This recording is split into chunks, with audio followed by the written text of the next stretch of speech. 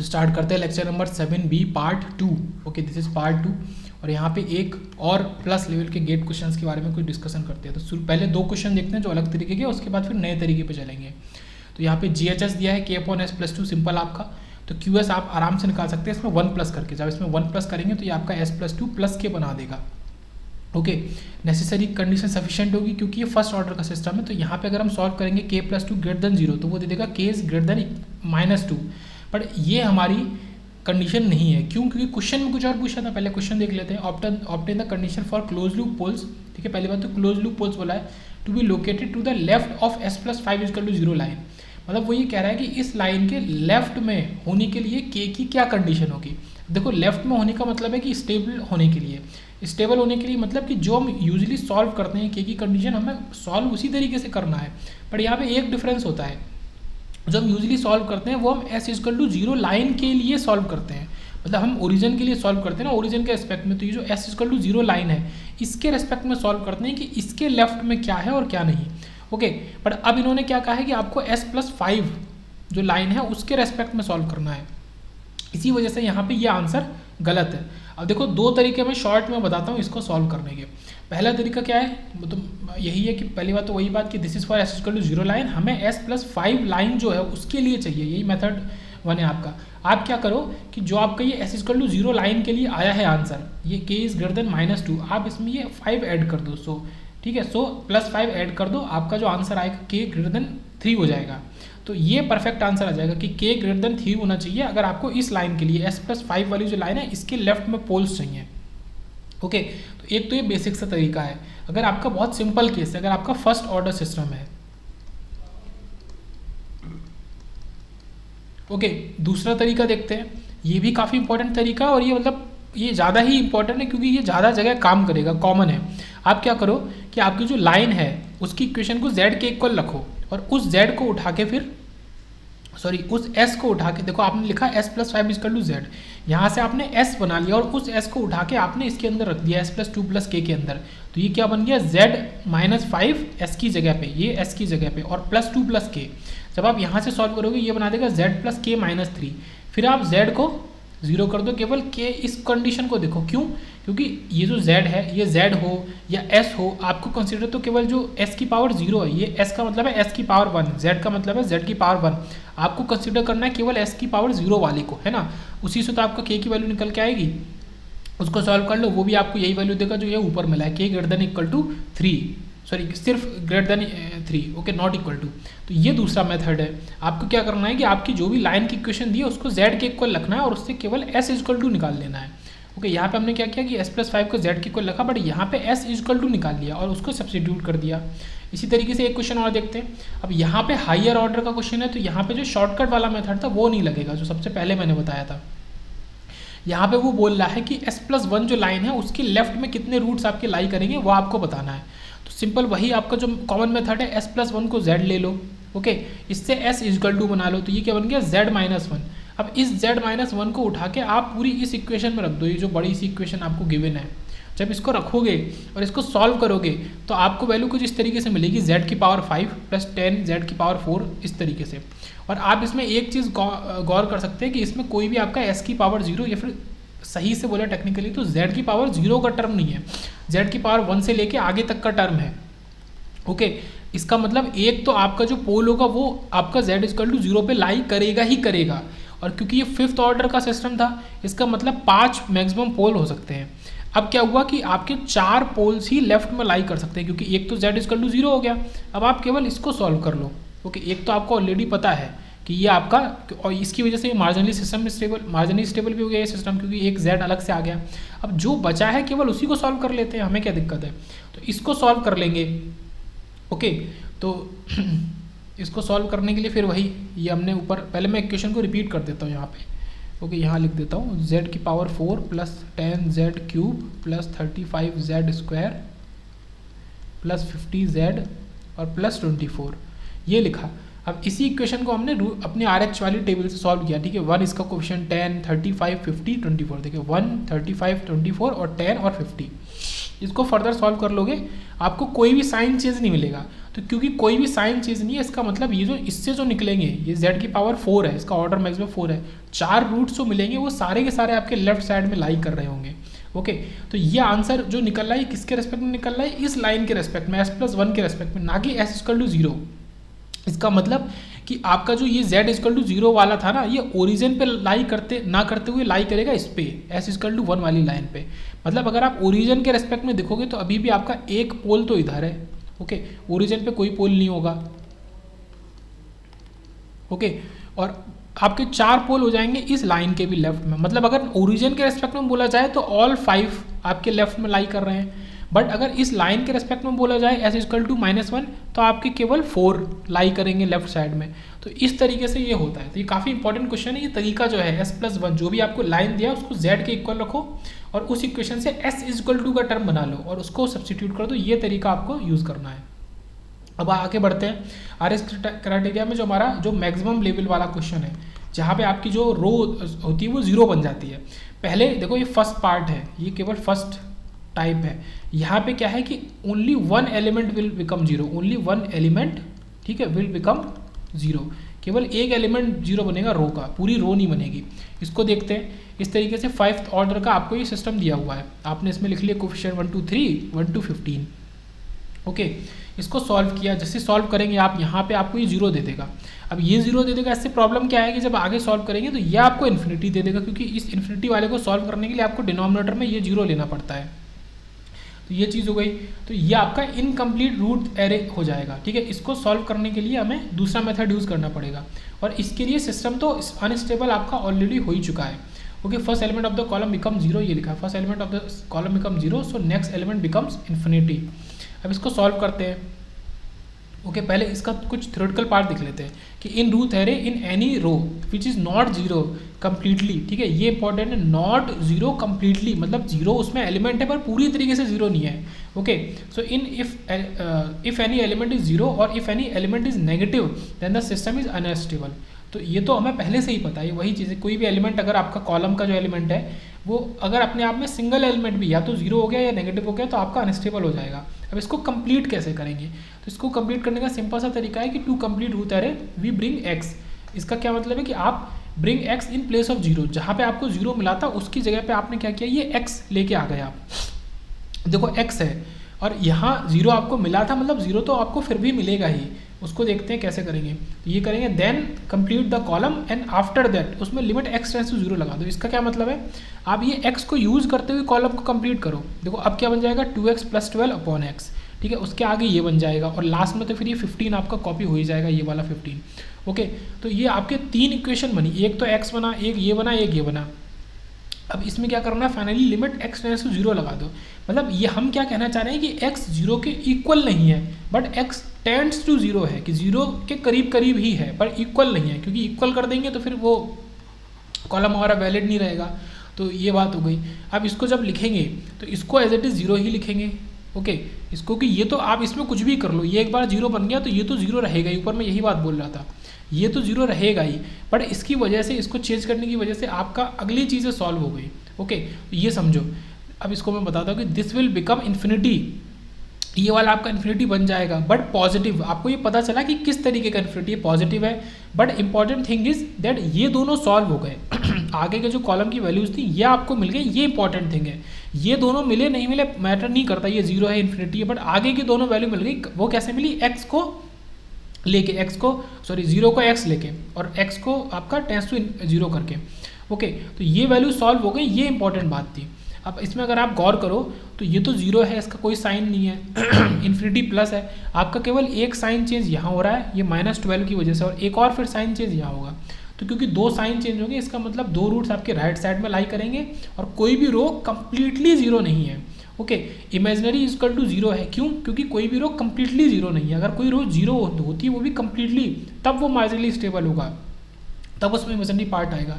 Okay, तो 3 आपके roots जो है वो लेफ्ट साइड में चले जाएंगे और 2 आपके राइट साइड में चले जाएंगे, क्योंकि 2 साइन चेंज हो जा रहे हैं और ये रहेगा अनस्टेबली। तो ये वो तरीका है कि अगर आपका x 0 आ जाता है, कोई भी एलिमेंट 0 बन जाता है किसी रो का, ना कि पूरी रो। अब नेक्स्ट केस पे चलते हैं, टेक कोफिशिएंट इन, देखो अच्छा उसके पहले ये इंपॉर्टेंट है कि सेकंड मेथड देख लेते हैं। सेकंड मेथड ये लिखा ही है, तो सेकंड मेथड पहली बात तो आप ये ध्यान रखो कि ये मोर सिंपल है। अब इसको लगाना सीखते हैं। आप क्या करो, जो कोफिशिएंट है उनको रिवर्स डायरेक्शन में ले लो। जो हमने उधर लिखा था 1 और 2 और 15, तो 15 को सबसे पहले ले लो। ऊपर रो में लिखा था 1 2 और 3, तो 3 को सबसे पहले ले लो।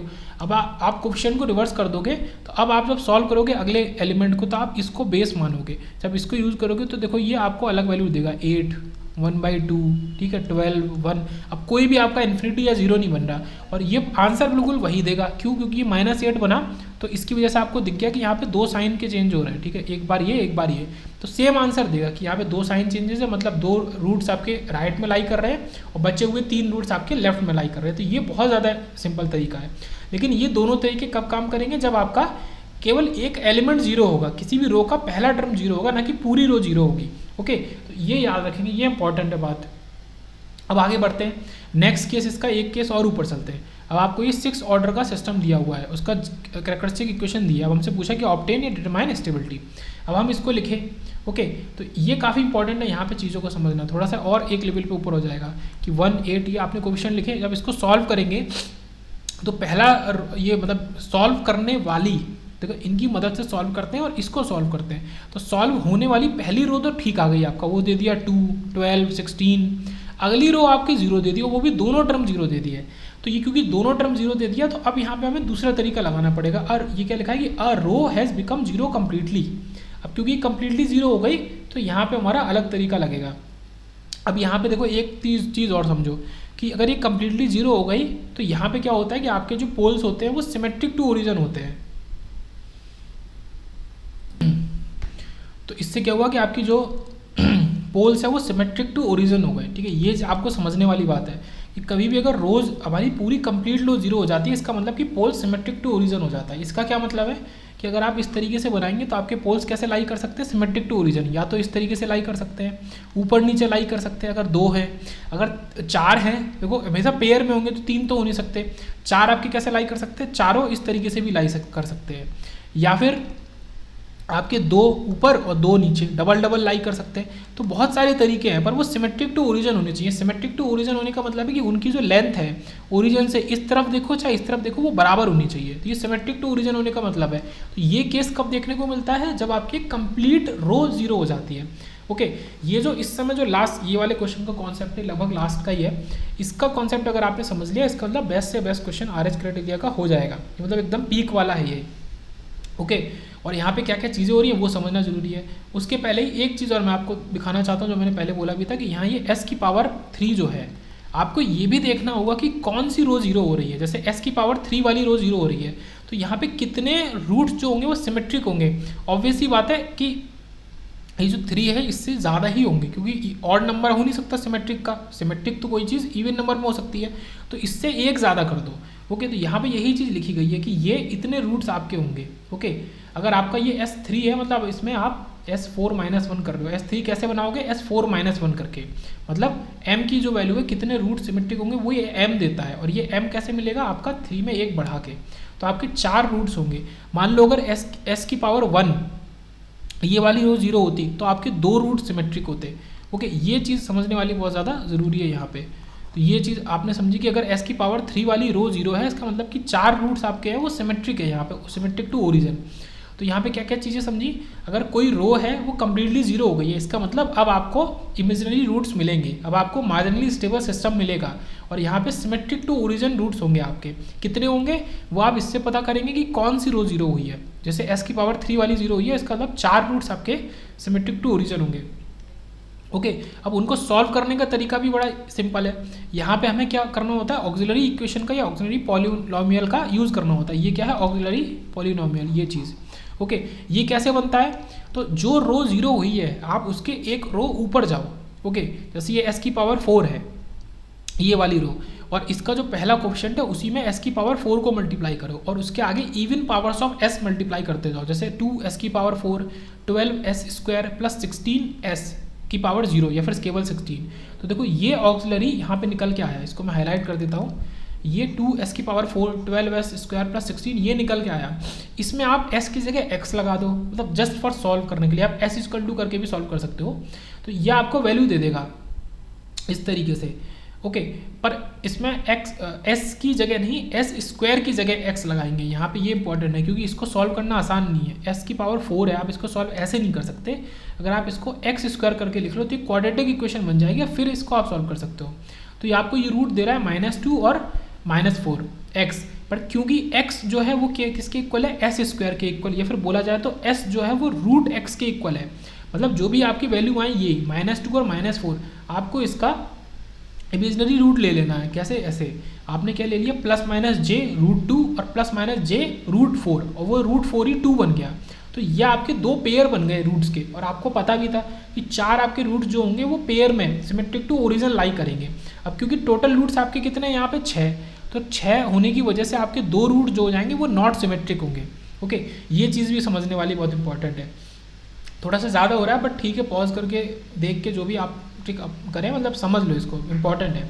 ओके, तो आगे बढ़ते हैं, बेसिक चीज़ें समझिए। अब कुछ थ्योरेटिकल बात कर लेते हैं कि पूरी रो ही जीरो क्यों हुई। ओके, उसको समझते हैं। While forming Routh array, one और more number of rows become zero completely due to roots of the characteristic equation that are located symmetrically with respect to origin.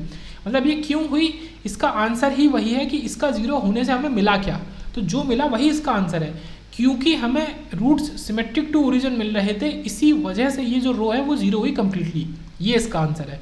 क्योंकि हमें रूट्स सिमेट्रिक टू ओरिजिन मिल रहे थे, इसी वजह से ये रो जो है वो कम्प्लीटली जीरो हुई, तो ये इसका आंसर है। ओके, और यहाँ पे एक बहुत ज़्यादा इंपॉर्टेंट कॉन्सेप्ट है कि अगर आप ये बोलते हो कि because of roots lying on the j omega axis हमें जो रो है वो कम्प्लीटली जीरो मिली है, तो ये पूरी तरीके से गलत है। ओके, ऐसा हो भी सकता है, नहीं भी, मे और मे नॉट भी, तो यहाँ पे ये बोलना गलत है। तो यहाँ पे क्या चीज़ सही है कि ये रो कम्प्लीटली जीरो क्यों है, क्योंकि जो रूट्स मिले हैं वो data located symmetrically with respect to origin है, and not always because of roots lying on the j omega axis. तो रूट्स के j-ओमेगा एक्सिस पे लाई करने की वजह से ये जीरो नहीं हुई है, ये जीरो इसलिए हुई है क्योंकि हमें सिमेट्रिक रूट्स मिले हैं। हाँ, ऐसा हो सकता है कि रूट j-ओमेगा एक्सिस पे भी लाई कर रहे हो और फिर भी ये जीरो हो जाए, वो कब होगा वो मैंने आपको ऊपर बताया था। ये डिफरेंट केसेस हो सकते हैं ओरिजिन के सिमेट्रिक होने के। कैसा, एक केस ये भी हो सकता है। तो यहाँ पे क्या है कि दोनों कंडीशन फुलफिल हो गई कि ये सिमेट्रिक टू ओरिजिन भी है और ये j-ओमेगा एक्सिस पे लाई भी कर रहे हैं। पर ऐसा ज़रूरी नहीं है कि हमेशा ये सिमेट्रिक हो और j-ओमेगा एक्सिस पे लाई भी करें। जैसा मैं एक केस दिखाता हूँ, ये 1 और 2, ठीक है, ये जो रूट्स है ये वाले, ये दोनों सिमेट्रिक टू ओरिजिन है पर ये j-ओमेगा एक्सिस पे लाई नहीं कर रहे हैं। तो ये बहुत इंपॉर्टेंट पॉइंट है कि आपका j-ओमेगा एक्सिस पे लाई करना ना करना ज़रूरी नहीं है, वो कंडीशन फुलफिल हो भी सकती है, नहीं भी। बट अगर कोई रो कम्प्लीटली जीरो हो रही है तो उसका मतलब रूट्स का सिमेट्रिक टू ओरिजिन होना बहुत ज़रूरी है। ओके, तो ये काफ़ी इंपॉर्टेंट पॉइंट था। और आगे देखते हैं, यहाँ पे फिर वही पॉइंट है कि n नंबर ऑफ रूट्स अगर सिमेट्रिक टू ओरिजिन है, मतलब वो आपको कहाँ मिलेंगे, Sn की पावर 1 में मिलेंगे। मतलब आपकी रो कौन सी जीरो होगी, Sn की पावर 1 जीरो होगी। मान लो मैं ऐसे फॉर एग्जांपल बोल लूँ कि 6 रूट्स हैं सिमेट्रिक टू ओरिजिन, इसका मतलब क्या होगा कि s की पावर 5 वाली रो आपकी जीरो हो जाएगी कम्प्लीटली, इसका ये मतलब होगा। ओके, सिंपल है। उसके बाद बात करते हैं कि if simple roots are symmetric to origin then only 1 row become zero completely. अगर सिंपल रूट्स हमारे होंगे सिमेट्रिक टू ओरिजिन तो केवल एक रो जीरो होगी। इसका क्या मतलब है, इस तरीके से मैंने बनाया, इसका मतलब ये है कि आपका मान लो एक पेयर केवल ये लाई कर रहा है सिमेट्रिक टू ओरिजिन, या तो ये और या तो इसकी जगह दोबारा मैं बनाता हूँ, उसी में नहीं बनाता। ओके, या तो आपका ये ऊपर नीचे इस तरीके केवल एक पेयर, तो ये सिंपल रूट्स इनको बोलेंगे। यहाँ पे क्या होगा कि आपका केवल एक रो जीरो होगी, पर अभी कभी कभी क्या होगी, अगर multiple roots symmetric to origin हो जाए तो वहाँ पे मोर देन 1 रो भी जीरो हो सकती है। तो ये भी काफ़ी इंपॉर्टेंट पॉइंट है कि देन सेवरल रोज बिकम्स जीरो कम्प्लीटली, सेवरल रोज भी जीरो हो सकती है। ओके, अब ये तो हमने क्या देखा कि हमने 4 रूट्स तो यहाँ से सॉल्व कर लिए थे। ओके, 2 रूट्स हमारे बचे थे, उनको हम कैसे निकालेंगे। ओके, तो यहाँ पे एक चीज़ समझो कि 4 रूट्स आर तो ये तो हमने निकाल लिए थे ऊपर ही, ये वही रूट्स है जो हमने ऊपर निकाले, ये इसका आंसर भी है रूट्स का। पर रिमेनिंग 2 रूट्स को निकालने के लिए आप कुछ इस तरीके की इक्वेशन लिखो। आप क्या करो, QS अपॉन AS लिख दो। QS क्या है, आपका कैरेक्टरिस्टिक इक्वेशन जो कि लंबी सी कैरेक्टरिस्टिक इक्वेशन होती है, और AS क्या है, ऑक्सिलरी पॉलिनोमियल। उससे आपको क्या मिलेगा, QS मिलेगा, जिसको हम क्वोशिएंट पॉलिनोमियल बोलते हैं। तो अगर आपको रिमेनिंग 2 रूट्स निकालने हो तो फिर आप उस मतलब उस समय इस क्वेश्चन पॉलिनोमियल का इस्तेमाल करो, जो कि समथिंग समथिंग फॉर्म में आएगा। कैसा फॉर्म? क्वाड्रेटिक फॉर्म ही आएगा, AS² plus BS plus C। अब ये क्वाड्रेटिक इक्वेशन है, इस क्वाड्रेटिक इक्वेशन के 2 रूट्स होंगे, वो आपको रिमेनिंग 2 रूट्स वहाँ से पता चलेंगे। ओके, तो इस तरीके से आप रिमेनिंग 2 रूट्स को निकाल सकते हैं। ये चीज़ हो गई, और ये वाला एग्जाम्पल, इसका आंसर तो पूरा यहाँ पे निकल के आ गया। आगे देखते हैं। ये तो एक मेथड था। दूसरा मेथड क्या कहता है? आपको अगर पूरे 6 के 6 रूट्स निकालने हैं तो आपने ये लिखा ऑक्सिलरी इक्वेशन। आप क्या करो, ये मेन चीज़ है कि स्प्लिट कर दो रूट एरे को 2 पार्ट्स में, अलग अलग पार्ट्स में। ओके, तो जहाँ आपको 0 मिले, 0 रो मिले, उसके ऊपर पूरा अलग पार्ट है और उसके नीचे पूरा अलग पार्ट है। यहाँ से आप स्प्लिट कर दो, जहाँ आपको 0 मिले जस्ट उसके ऊपर लाइन खींच के स्प्लिट कर दो, स्प्लिट फ्रॉम हियर। तो ऊपर वाला आपको असिमेट्रिक रूट्स देगा। ऑब्वियसली बात है कि सिमेट्रिक नीचे मिलना है तो ऊपर असिमेट्रिक ही मिलेंगे, और नीचे वाला पार्ट आपको सिमेट्रिक रूट्स देगा। तो देखो नीचे वाले पार्ट से रूट्स निकालने का तरीका क्या है, आप या फिर चेक करने का कि कितने राइट में होंगे कितने लेफ्ट में, वो भी चीज़ हमें पता चल सकती है। कैसे? एक तो वो तरीका था कि आप जो ऑक्सिलरी इक्वेशन को लिख लेते हो, उसकी मदद से रूट्स निकाल लेते हो। एक ये तरीका है कि अगर आपको अपनी रूट जो हर्विट्ज़ टेबल है इसको पूरा करना है तो क्या करेंगे, आप इस ऑक्सिलरी इक्वेशन को लो और इसका एक बार डिफरेंशिएशन कर दो। ये आपको जो भी वैल्यू देगा उसके जो कोफिशिएंट होंगे वो इन 0 को रिप्लेस कर देंगे। ओके, इसने दिया 8s³ प्लस 24s, तो इस 8 ने और इस 24 ने इन दोनों 0 को रिप्लेस कर दिया। जब इनने इसको रिप्लेस कर दिया, अब आप इससे आगे सॉल्व कर सकते हो और इसमें नंबर ऑफ साइन चेंजेस देख सकते हो। तो आपको ये पता चल जाएगा कि कितने हमारे कहाँ कहाँ लाई कर रहे हैं ये रूट्स। ओके, ये लिखा है कि this part of root array gives symmetric roots. ये नीचे वाला पार्ट आपको सिमेट्रिक रूट्स देगा और ऊपर वाला असिमेट्रिक रूट्स देगा। तो ये तो सब हमने देख ही लिया। अब ये उसी पॉइंट को मैंने दोबारा लिखा है यहाँ पे कि कितने रूट्स सिमेट्रिक टू ओरिजिन होंगे, ये हमें कैसे पता चलेगा। तो आप यहाँ से पता करो कि अगर आपको 0 कहाँ मिला है, आपको रो 0 कहाँ हुई है, ठीक है, 0 वाली रो हुई है S³ में, आप इस 3 को उठाओ, उसमें 1 और ऐड कर दो। ये उसी तरीके का रिवर्स प्रोसेस है जो हमने ऊपर देखा था। तो आपको 4 सिमेट्रिक रूट्स मिलेंगे। ओके, ये इसको पता करने का तरीका है। और क्योंकि सिमेट्रिक रूट्स हो गए तो ये मार्जिनली स्टेबल सिस्टम हो जाएगा। HS³ इस रो जो है वो 0 हो गई। जैसे एक रो 0 हुई, इसका मतलब आप मार्जिनली स्टेबल हो गया। Simple nature of roots. Okay, ये चीज़ हो गई। None of those 4 are on right side, कोई भी राइट साइड में नहीं है उन 4 का। अच्छा, आपको जो सिमेट्रिक रूट्स मिले वो कहाँ होंगे, वो कैसे पता चलेगा, वो मैंने अभी जस्ट बताया। आपको अपनी इस RS टेबल को पूरा करना होगा, ठीक है, कंप्लीट करना होगा। वो कंप्लीट कैसे करेंगे, ऑक्सिलरी इक्वेशन का डिफरेंशिएशन कर दो और उसके कोफिशिएंट्स को 0 की जगह रिप्लेस कर दो। ओके, तो कंप्लीट RS टेबल, जब उसको आप कंप्लीट कर दोगे तो आपको साइन चेंजेस से पता चल जाएगा। देखो यहाँ पे एक भी साइन चेंज नहीं हो रहा है, इसका मतलब सारे रूट्स या तो ओमेगा एक्सिस पे और या तो आपके किस पे, लेफ्ट साइड पे लाई करेंगे। अब देखो यहाँ पे क्योंकि 4 रूट्स है, 4 रूट्स का सिमेट्रिक होने की क्या पॉसिबिलिटीज़ हो सकती हैं। अगर आप किसी को भी एक भी रूट को लेफ्ट साइड में बना दोगे तो उसका सिमेट्रिक रूट ऑटोमेटिकली आपको राइट साइड में मिल जाएगा। इसका क्या मतलब है, मैं इसका उल्टा बात करता हूँ कि अगर आप एक भी रूट को राइट साइड में बना दोगे तो उसका आपको सिमेट्रिक रूट लेफ्ट साइड में मिलेगा। अब क्योंकि कोई भी रूट राइट साइड में नहीं है, इसका क्या मतलब है कि कोई भी सिमेट्रिक वाला रूट आपका लेफ्ट साइड में भी नहीं होगा। इसका मतलब क्या है कि जितने भी सिमेट्रिक रूट्स हैं वो आपके कहाँ लाई कर रहे हैं, वो आपके जियोमेगा एक्सिस पे लाई कर रहे हैं। तो इस तरीके से आप आसानी से बता सकते हैं। अब क्योंकि 2 रूट्स आपके बच गए असिमेट्रिक, वो आपके कहाँ लाई करेंगे, वो लेफ्ट साइड में लाई करेंगे। तो ये एकदम एक्यूरेट पोल्स का आपका लोकेशन बताने वाला डायग्राम है। तो ये भी आसान चीज़ है, यहाँ पे थोड़ा लॉजिक और कॉमन सेंस लगेगा। ओके, आगे बढ़ते हैं। Symmetric to origin means lie on the equal length, ठीक है, ये मैंने बात बता दी। सिमेट्रिक टू ओरिजिन होने का मतलब क्या है। अब यहाँ पे हमने क्या देखा कि L2 था, इमेजिनरी 4 थे, और क्योंकि इन्हीं से 6 पूरे हो गए तो आपके राइट साइड में कोई भी हमारे रूट्स लाई नहीं कर रहे क्योंकि कोई भी साइन चेंज नहीं हुआ। नेक्स्ट क्वेश्चन देखते हैं, और ये हमारा शायद सेकेंड लास्ट क्वेश्चन भी है, नहीं अभी क्वेश्चन है, जल्दी जल्दी देख लेते हैं। यहाँ पे इस तरीके से क्वेश्चन है। ओके, यहाँ पे भी सेम चीज़ करी गई है। पहली बात तो क्या है कि जैसे ही हमने इसको सॉल्व किया तो ये S³ वाली रो यहाँ पे भी 0 बन गई। जैसे ही ये 0 बनी, और हाँ, जैसे ही ये 0 बनी तो हमने वही चीज़ अपनाई। पहले ऑक्सिलरी इक्वेशन निकाली, ये है 2s की power 4 plus 6s² minus 8। Okay, ये ऑक्सिलरी इक्वेशन निकाली। इस ऑक्सिलरी इक्वेशन को हमने सॉल्व करके, वैसे तो रूट्स की वैल्यू हमसे यहाँ नहीं पूछ रहा है, ठीक है, वैल्यू ऑफ रूट्स जो कि ऑक्सिलरी इक्वेशन से निकल सकती है वो नहीं पूछ रहा है, तो हमें उसको सॉल्व नहीं करना है। अब हम उसी ऑक्सिलरी इक्वेशन को डिफरेंशिएट कर देंगे और उसके कोफिशिएंट जो 8 और 12 है इनको रिप्लेस कर देंगे, 8 और 12 को 0 की से। ओके, 8 और 12 से रिप्लेस कर देंगे 0 को, ये बोलना ठीक है। ओके, 0 की जगह 8, 0 की जगह 12। अब इन 8 और 12 का इस्तेमाल करके आगे सॉल्व कर लेंगे। तो सेम तरीका जो प्रीवियस क्वेश्चन में देखा था, जब ये सॉल्व किया लेकिन आपको क्या मिला, लास्ट वाला टर्म नेगेटिव मिल गया।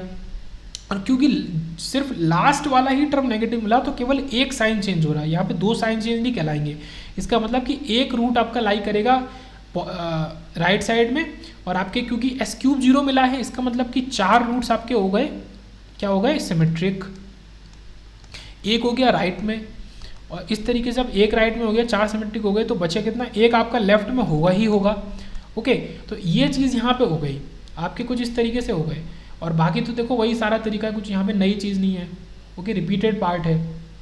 अब हमको पता है कि हमारे असिमेट्रिक पोल्स हमें कहाँ मिलेंगे, ऊपर से मिलेंगे। ओके, ऊपर से मिलेंगे। और ऊपर वाले पार्ट में अगर आप देखोगे तो कोई भी साइन चेंज नहीं हो रहा।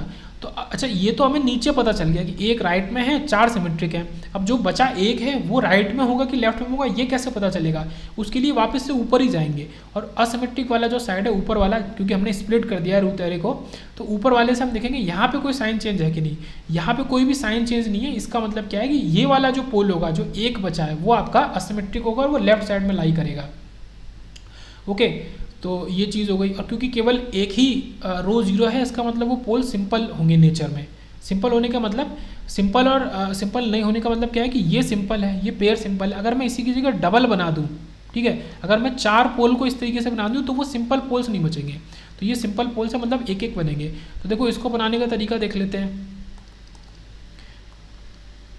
देखो एक राइट में बना, एक राइट में बनाओ तो उसी के जैसा एक आप लेफ्ट में बना दो, क्योंकि वो आपको सिमेट्रिक दिखाना है। एक ऊपर बना दो, एक नीचे बना दो, क्योंकि एक देखो एक राइट में पेयर आप ऑलरेडी बना चुके हो। अब क्योंकि राइट में केवल एक ही पोल है, तो अब इसके अलावा कोई भी पोल राइट में नहीं होगा, तो फिर उसका सिमेट्रिक पार्ट लेफ्ट में भी नहीं होगा। इसका मतलब बचा हुआ सिमेट्रिक वाला जोड़ा कहाँ है, ऊपर नीचे। अब ये 4 हो गए, आपका राइट वाला फुलफिल हो गया, ये 3 फुलफिल हो गए। अब आपके 2 और बनेंगे, तो 2 आप कहाँ बनाओगे, लेफ्ट में ही बनाओगे। ओके, तो इससे क्या हो गया कि ओवरऑल लेफ्ट में कितने पोल्स हो गए, 3 हो गए। इमेजिनरी कितने हो गए, 2। इमेजिनरी का मतलब होता है जियोमेगा एक्सिस वाला। ओके, तो यहाँ पे एक चीज़ और समझो कि सिमेट्रिक टू ओरिजिन होना पोल का और जियोमेगा एक्सिस पे होना दोनों डिफरेंट चीज़ें हैं, दोनों सेम चीज़ नहीं है। ओके, ये पोल और ये वाला राइट वाला पोल सिमेट्रिक टू ओरिजिन है, but they are not on the j omega axis, और ओवरऑल तो ये अनस्टेबल हो ही जाएगा। तो राइट में 1 और इमेजिनरी 2 और आपके लेफ्ट में 3 हो गए। It should be at equal distance for the symmetric to origin. तो ये वाला जो पोल है ये इसके सिमेट्रिक के बराबर डिस्टेंस पे होना चाहिए। ओके, तो इसका क्या मतलब है कि आपके 2 पोल जो होंगे वो आपके अब कहाँ हो जाएंगे, लेफ्ट साइड में। तो ऊपर जो हमने ये देखा था, हमने क्या लिखा था कि 4 पोल आपके होंगे सिमेट्रिक और एक राइट में होगा, ये गलत है। ये गलत कैसे है कि ये जो 4 सिमेट्रिक होंगे इसी के अंदर से एक आपका राइट में होगा।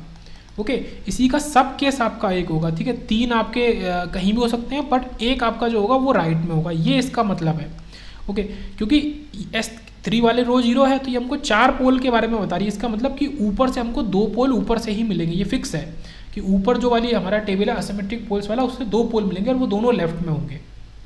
ओके, आगे बढ़ते हैं। ये कुछ इस तरीके का क्वेश्चन लेते हैं। अब यहाँ पे क्या करते हैं, एक लेवल और बढ़ा देते हैं। यहाँ पे हम 2 रो को 0 बना देते हैं, एक ये S³ वाला, एक ये S1 वाला। ओके, तो यहाँ देखते हैं, नो साइन चेंज। ऊपर वाले ये असिमेट्रिक पार्ट है, हमको स्प्लिट कर देना है इसके ऊपर नीचे। देखिए ये स्प्लिट कर दिया, एक बार और स्प्लिट कर दो, यहाँ पे भी स्प्लिट कर दो। ओके, तो split only from here where first row is 0। Okay, तो ठीक है, सॉरी, मैं मानता हूँ थोड़ी सी गलती इसमें है कि आपको इसको स्प्लिट नहीं करना है। इसको मैं दोबारा बोल देता हूँ, आपको नीचे वाले को स्प्लिट नहीं करना, केवल जहाँ पहली रो 0 बनी है उसी को स्प्लिट करना हो। ये काफ़ी इंपॉर्टेंट पॉइंट है अपने आप में। ओके, तो ऊपर देखेंगे यहाँ पे कोई साइन चेंज नहीं हो रहा, ये 2 है, ये 1 है। अब क्योंकि ये S³ 0 हुई है, इसका मतलब कि 4 पोल्स जो होंगे वो सिमेट्रिक टू ओरिजिन होंगे, क्योंकि इसके नीचे 4 लाई कर रहे हैं। इसका क्या मतलब है कि 2 पोल्स आपके ऊपर लाई करेंगे, बट यहाँ पूरे के पूरे 5 ही पोल्स है। इसका मतलब कि केवल एक आपका ऊपर लेफ्ट में लाई करेगा। ओके, वो असिमेट्रिक होगा। ये चीज़ हो गई। अब इसको सॉल्व करने का तरीका क्या है, बड़ा सिंपल है। आप इस S³ के लिए ऑक्सिलरी इक्वेशन लिखो जो कि ये आई, आप इसको डिफरेंशिएट कर दो और इसके कोफिशिएंट जो आएंगे 4 और 4, तो इनको 0 को इससे रिप्लेस कर दो, इस 4 और 4 से। जब आप 0 को रिप्लेस कर दोगे 4 और 4 से, आप एक बार फिर यही चीज़ करो एस स्क्वायर के लिए। एस स्क्वायर के लिए ऑक्सिलरी इक्वेशन क्या होगा, एस स्क्वायर और प्लस 1, और इसको क्या करो डिफरेंशिएट कर दो, वो दे देगा 2s। वो 2s का जो 2 है उससे आप इस 0 को रिप्लेस कर दो 2 से। अब आपका जो ये फर्स्ट कॉलम है ये पूरी तरीके से तैयार हो गया है। अब इसमें आप साइन चेंज चेक कर लो, इसमें एक भी साइन चेंज नहीं हो रहा। इसका क्या मतलब है, सबसे ऊपर वाला तो आपका लेफ्ट में एक लाई कर ही रहा था, जो ये नीचे के 4 हैं ये भी आपके राइट में कोई भी लाई नहीं करेगा, भले ही लेफ्ट में ना करे पता नहीं, पर राइट में लाई नहीं करेगा। और ये अनस्टेबल तो है ही। तो देखो इससे क्या समझ में आया कि एक आपका लेफ्ट में हो गया और 4 आपके सिमेट्रिक हो गए, symmetric but not on the right. ठीक है, ये देखना बहुत ज़रूरी है, सिमेट्रिक तो है ये पोल बट राइट में नहीं है। अब जब ये राइट में नहीं है तो इनको कहाँ बनाया जा सकता है, क्योंकि आप लेफ्ट में भी नहीं बना सकते, क्योंकि अगर कोई पोल आप लेफ्ट में बनाओगे तो उसी का सिमेट्रिक पार्ट आपको राइट में भी बनाना पड़ेगा। तो यहाँ पे ये मल्टीपल पोल्स होंगे। और वैसे भी हमने क्या देखा कि 2 रो 0 हैं, इसका मतलब कि आपको सिंपल पोल नहीं मिलेंगे, इस तरीके से ये मल्टीपल पोल्स मिलेंगे। और एक आपका लेफ्ट में हो गया, तो इस तरीके से आप आसानी से आंसर को लिख सकते हैं। लास्ट क्वेश्चन देख लेते हैं। ये हमारा इसी तरीके का S4 इस तरीके से ये है, इसमें आपको यहीं पे नेगेटिव साइन दिख रहे हैं। ओके, ये अनस्टेबल हो जाएगा क्योंकि यहाँ आपको तुरंत ही देखना चाहिए। ठीक है, आपकी जिम्मेदारी है कि यहाँ पे नेगेटिव साइन आ गए, मतलब नेसेसरी कंडीशन ही सेटिस्फाई नहीं हो रही है यहाँ पे। ओके, बट फिर भी ये तो हमें बता दिया कि अनस्टेबल है, पर फिर भी हम एनालिसिस करना चाहते हैं कि हमारे पोल्स कहाँ लाई कर रहे हैं, वो हम कर सकते हैं। ठीक है, एनालिसिस हम कर सकते हैं। सेम वही तरीका अपनाओ, ये फिलफुल करो, ये 1, ठीक है, -1, ये -3, 2, इस तरीके से इनको कर लो कोफिशिएंट को, इसको सॉल्व करो, ये -2 दे दिया, ये 2 दे दिया। ओके, अब अभी भी 0 नहीं बना, आपका 0 बना s की पावर 1 पे। इसका मतलब क्या है कि आपके केवल 2 पोल्स होंगे, वो सिमेट्रिक होंगे, और टोटल कितने हैं, s की पावर 4, मतलब आपके 2 पोल्स होंगे। अभी वो पता नहीं है कि वो राइट में होंगे कि लेफ्ट में होंगे। अब आप ऊपर वाले पार्ट से देखोगे तो आपको एक साइन चेंज मिल रहा है, ये एक साइन चेंज दे रहा है एक। इसका मतलब कि ऊपर वाले जो 2 हैं इसमें से एक राइट में होगा और एक लेफ्ट में होगा। ओके, तो ये चीज़ हो गई, एक राइट में होगा, एक लेफ्ट में होगा। अब नीचे आओ, नीचे आपको जो 0 मिला था इसको हटाने के लिए आप क्या करो, इस एस स्क्वायर वाले की ऑक्सिलरी इक्वेशन लिख लो, ये लिखिए। ठीक है, -2s स्क्वायर प्लस 2, इसको डिफरेंशिएट कर दो, ये दे दिया -4s, तो इस 0 को -4 से रिप्लेस कर दो। ओके, अब यहाँ पे भी केवल एक साइन चेंज हो रहा है, क्योंकि ऊपर तो -2 था, ये -4 है, यहाँ कोई साइन चेंज नहीं है। इस -4 से ये 2 बन रहा है, तो इस -4 से 2 बनेगा, मतलब एक साइन चेंज होगा।